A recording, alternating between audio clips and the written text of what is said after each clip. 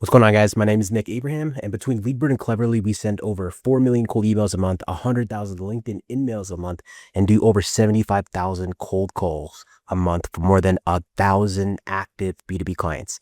And today, I'm going to be breaking down exactly how we use website visitor outreach to generate predictable outbound conversations for a lot of our clients. So website visitor outreach is probably one of my favorite signals. It's not going to be one that produces 1,000 leads overnight, specifically if you don't have much web traffic, but it is a pretty high intense signal. The thing that is kind of like a double-edged sword is that sometimes it's not the most accurate. But either ways, most people either overcomplicate it or just use it flat out wrong. So today we'll break down how to implement it, how to go about the actual filtering that's needed so you're not emailing or reaching out to people that don't fit your ICP, understanding how to prioritize which channel to put which lead into, and then just the overall automation stack and some of these edge cases you have to be worried about.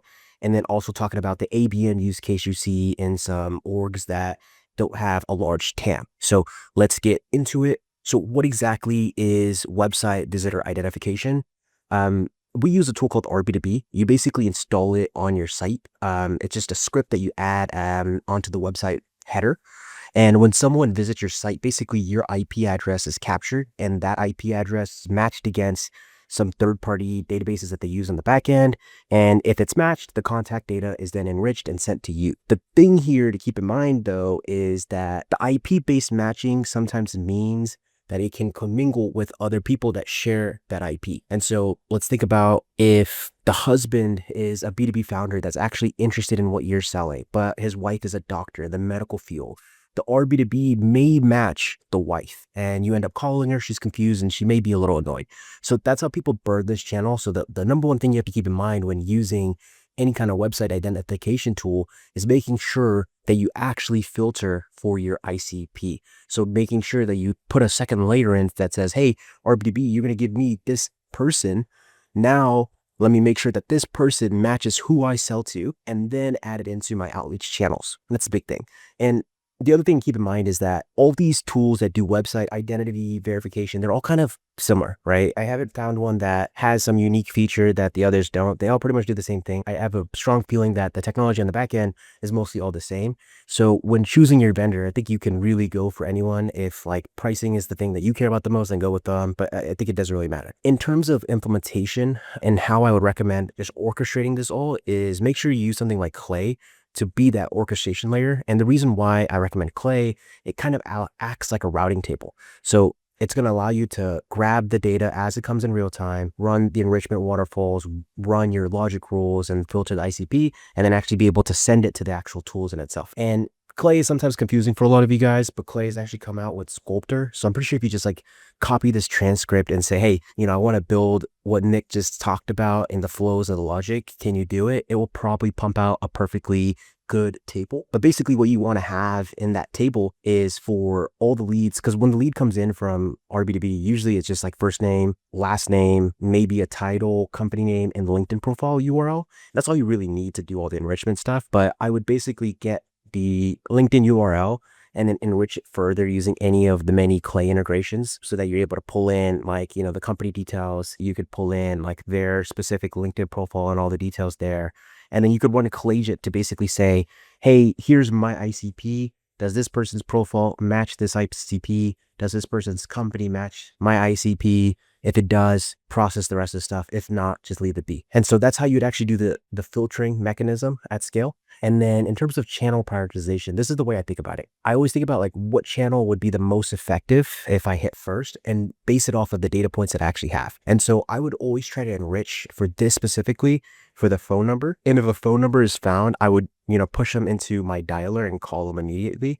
I've seen this play firsthand happen to me as the end recipient. I think I was on Salesfinity's website, and then within like 30 minutes, I got a call. And they were like, hey, Nick, I saw that you guys were checking out our site. Happy to answer any questions that you may have. Like, what exactly were you looking for? And it started the conversation, and they booked us in for a demo.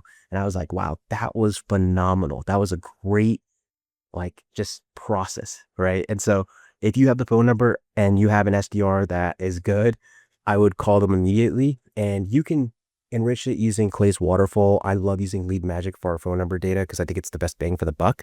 And then you can have Clay push the data into a list that you have already created inside of Salesfinity. That's called like website visitors. And the reason why I recommend that is if you push it to the same list, you can leave notes for whoever's calling, so your SDR, so that they know, hey, where did this lead come from? Like, what should I be saying when I get on the actual call with them? And how do I take them down our path? So that's what I keep in mind. But let's say you don't have a phone number. What I recommend next is to try to enrich for an email. Email, usually you'll find more emails than you will phone numbers. So it'll a lot of times end up in the email column. But I would then send an email, and you can enrich it for an email using their waterfall inside of Clay, and then push them into your sequencer. We use Smartlead.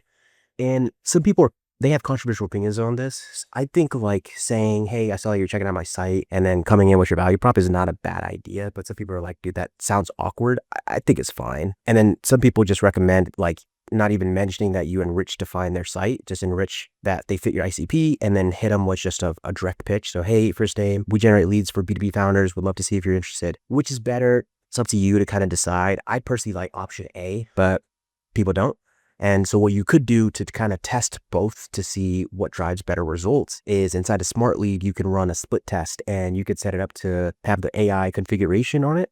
And so it'll optimize for whatever is getting the best results. So let's say, you're running it for 2 weeks and you're enriching a ton of data, it's pushing into it, and it's, equally splitting the data between option A and option B. Well, let's say option B is now the winner after 2 weeks of running it. It will then only send the leads into the split test B with option B. And that's how you would decide to see like which split test works better. But that's how I think about the copy on it. I don't think too much of it, but I do like option A. And then let's say you don't have the phone number, you don't have email. What you could do is then do a LinkedIn sequence. And so you could set up HeyReach to have a generalized campaign. And on LinkedIn, as of now, what I find is if your profile is really optimized, I recommend sending just an empty connection request. And on LinkedIn, if they have an open profile, you can send an in-mail. And so the filtering I would do here is like, okay, in-mail, if you run the actual LinkedIn, or you don't have the email enrichment, right? You can run it through FindEmail or NetNut to see if they have an open profile. And then I would run a in-mail to them if they have an open profile. But if they don't, then I would just run the regular connection request. And I've seen this at some bigger orgs. And what you want to do instead of doing like the actual outreach is use it as a signal. I've seen people do that and it works really well. So like what that means is like, they have in their CRM a list of accounts, and this is like, the predefined accounts that they can only target, nobody else. What they'll do is just like, update in their CRM that they got the visitor hitting their site, and it'll just like kind of score them better, or it may trigger a manual follow-up assigned by a rep or something of that sort. That's a powerful thing to kind of do, but it just kind of depends on what you want to do with your outreach. But overall, this is like the tech stack that I would recommend. RB2B for visitor identification, the orchestration through Clay, phone number, I would use LeadMagic. For the dialer, I would use Salesfinity. For cold email, I'd use Smartlead. And then for LinkedIn, I would use HeyReach.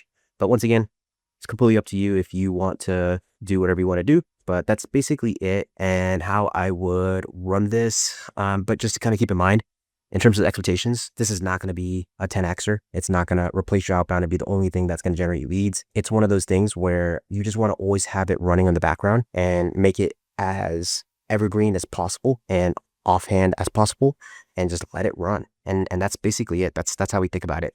So if you want our team to actually implement this playbook, plus the dozen of others we run every day for over 1,000 B2B clients, feel free to book a call at leadbird.io and we'll see if it's a fit. And if you just want the blueprint, we've put together 10 other playbooks just like this one with the exact copy, targeting strategy, and tech stack we use internally. And there's just a simple opt-in below and you'll be able to download and steal everything.